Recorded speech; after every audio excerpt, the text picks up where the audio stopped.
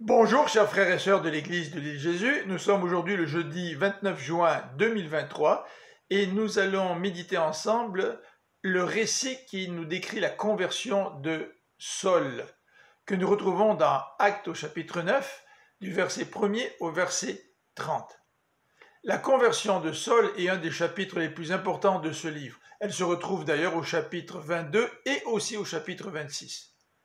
Celui qui persécutait les croyants et qui avait approuvé le meurtre d'Étienne avait obtenu l'autorisation de persécuter les chrétiens à Damas. Il pouvait les arrêter et les amener à Jérusalem.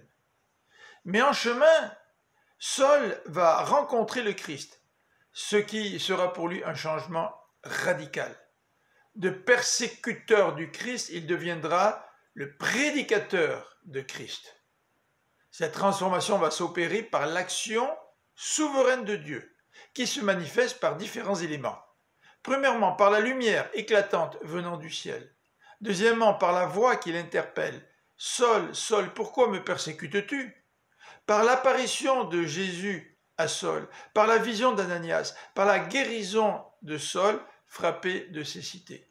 D'ailleurs, le verset 15 précise que c'est le Seigneur qui a choisi Saul afin que celui-ci puisse le servir et le faire connaître aux nations étrangères.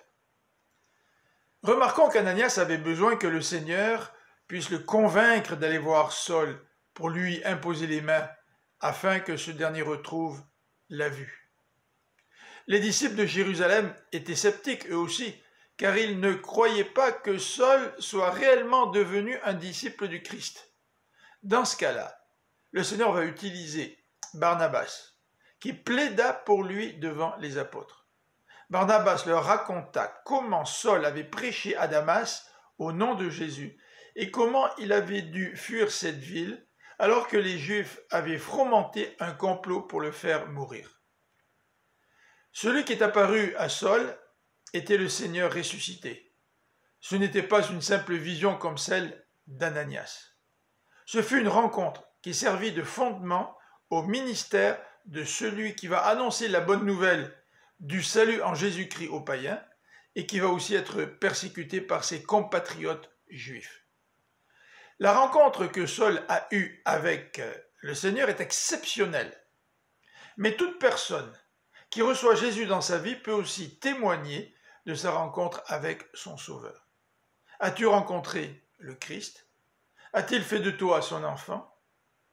As-tu connu cette transformation radicale que le Seigneur opère dans le cœur de ceux qui le cherchent et qui viennent à lui?